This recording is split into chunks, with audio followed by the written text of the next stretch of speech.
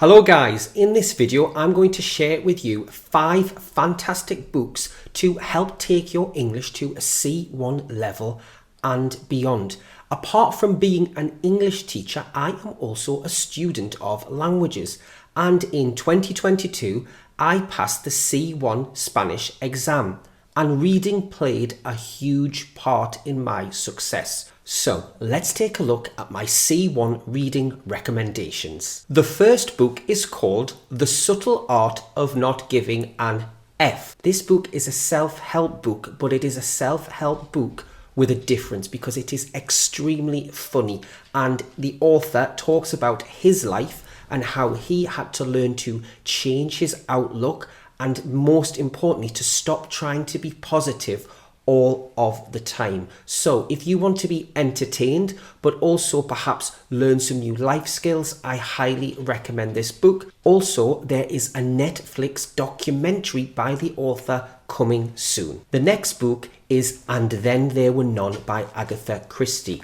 Now, whereas the last book is written in American English with a very modern style, And Then There Were None is written in old-fashioned or slightly old-fashioned formal British English. I have read many Agatha Christie books, not just in English, but also in Spanish and even one in French. Why am I telling you that? My French is not amazing, and yet I was still able to enjoy the book and to follow it. And Then There Were None has been voted Agatha Christie's best book. It takes place in an isolated house. 10 guests have been invited there, and then one of them is murdered. Everybody is blaming each other and wondering who could the murderer be, and finally at the end the identity of the murderer is revealed.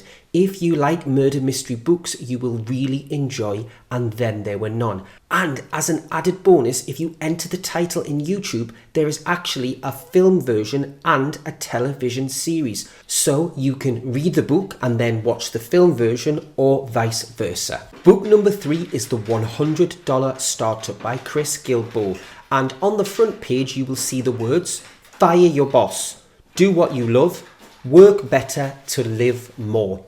This book is fantastic for people who are dreaming of being an entrepreneur and starting their own business. The book talks all about micro businesses, and a micro business is a very small business that has one owner who is also the only employee, but also which you can start for $100 or less.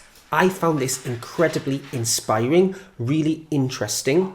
It contains not just advice, but also stories from real life entrepreneurs who have started their own micro business. It is written in a very straightforward and easy style, definitely accessible for a high B2 learner. And even if you don't want to start a full-time business, it can also give you ideas of how you can earn extra money, especially in the age of the internet. Book number 4 is The Midnight Library by Matt Haig. I have just read this book. I read it 3 days ago and it was so good.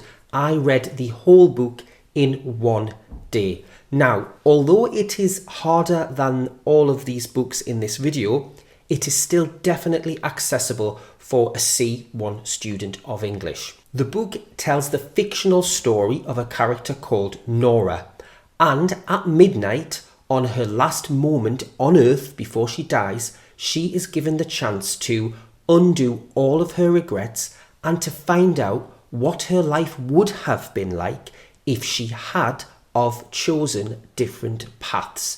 Now, if you are somebody who has regrets and who thinks about how you could have done things differently, I highly recommend this book.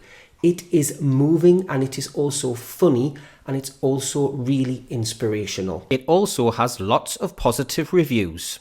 I would say the style is British English. There is some British slang when the characters speak. And because there is only one main character, the plot is easy to follow, even if sometimes some of the language might be a little bit challenging. And book number 5, my final book, is A Street Cat Named Bob. How one man and his cat found hope on the streets.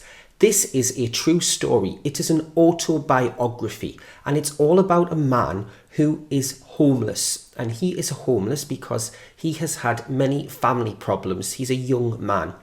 Anyway, he goes to live on the streets of London, and he finds a stray cat, and he becomes the owner of the cat, or you could say he has a friendship with this cat. And it's all about how he learns how to live a more positive life by looking after this cat. If you like animals and if you like inspirational stories, I highly recommend this book. And as a bonus, the film is on YouTube. There is also an interview with the author and Bob the cat, which you can see on screen now. I really hope that you enjoyed this video and that you find it useful. Even if you don't enjoy reading, I cannot recommend it highly enough for improving your English. And I will be making a special video soon where I talk about all of the things that I did in order to achieve a C1 level in my language. Thanks for watching, and I'll see you next time.